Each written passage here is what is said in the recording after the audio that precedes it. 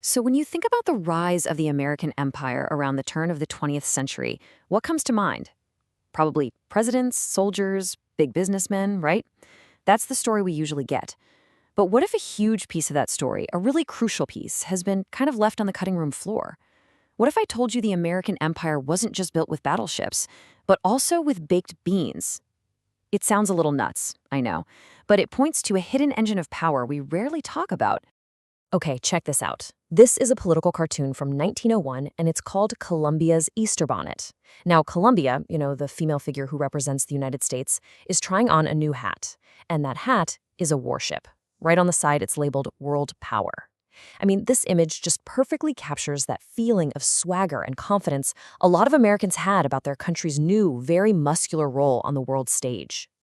And, the language people used back then totally backed this up. You had leaders like Teddy Roosevelt talking all about the strenuous life. The whole idea was that America's expansion was this grand, masculine adventure. It was all about soldiers and sailors, toil and risk. A man's world. But is that really the whole story?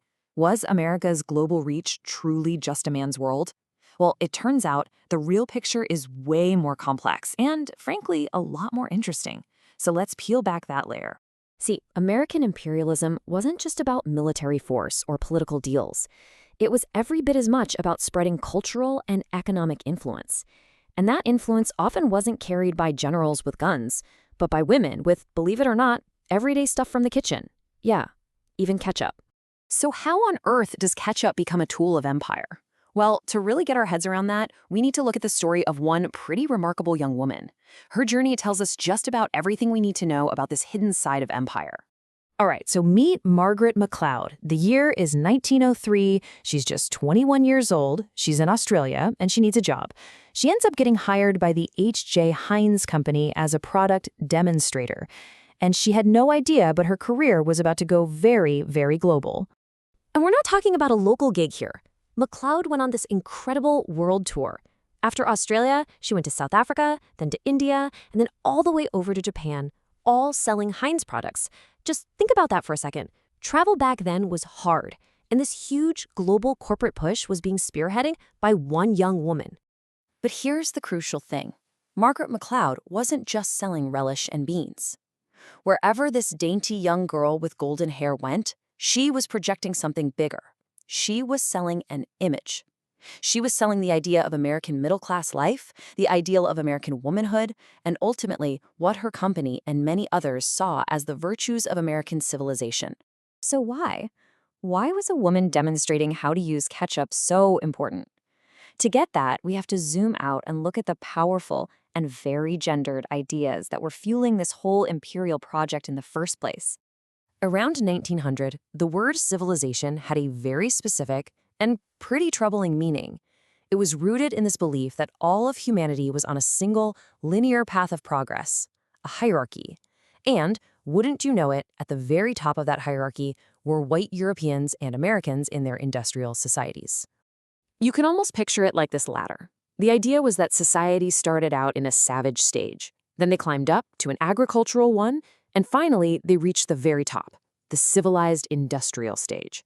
It was a really simple, self-serving model that conveniently justified colonial expansion.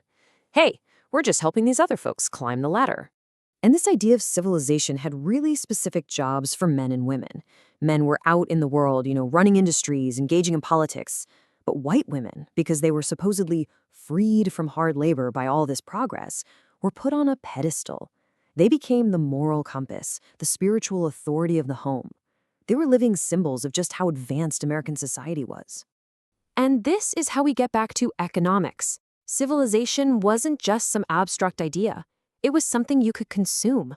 The thinking was that if people in other countries started buying American-made products for their homes, like, say, ketchup, they weren't just buying a condiment. No, they were taking a step up that civilizational ladder.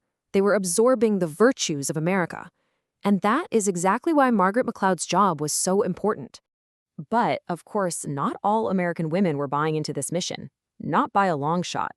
While some were out there helping build the empire, a lot of others were working just as hard to tear it down. In fact, women made up a huge chunk of organizations like the Anti-Imperialist League. They were some of the loudest, most organized, and most powerful critics of what America was doing overseas. But, and this is a really key point, they weren't all opposing it for the same reasons. This distinction is so important. On one hand, you had white activists like the famous reformer Jane Addams. For her, fighting imperialism was a natural part of her work for peace and democracy. But for black activists, like the incredible anti-lynching crusader Ida B. Wells, the critique went deeper. She saw imperialism as just another form of racial violence, and she drew a direct, undeniable line from the lynching of black Americans at home to the brutal war being waged against Filipinos abroad. So, what are we supposed to make of all this? You've got women like Margaret MacLeod acting as the smiling face of empire, and at the very same time, you've got women like Jane Addams and Ida B. Wells leading the resistance. It's a complicated, messy picture, for sure. And that, right there, is the crucial takeaway. You simply cannot tell the story of American empire without women. They were not just on the sidelines watching, they were essential active players on both sides of the fight. They were a key part of the machinery of empire, and they were also its most powerful and passionate critics. All of which leaves us with a question that's just as relevant today as it was back in 1901. When we talk about spreading values or a certain way of life across the globe, whose values are we really talking about? Who gets to decide what progress actually looks like? And maybe most importantly, who gets to define what a nation's civilization really is?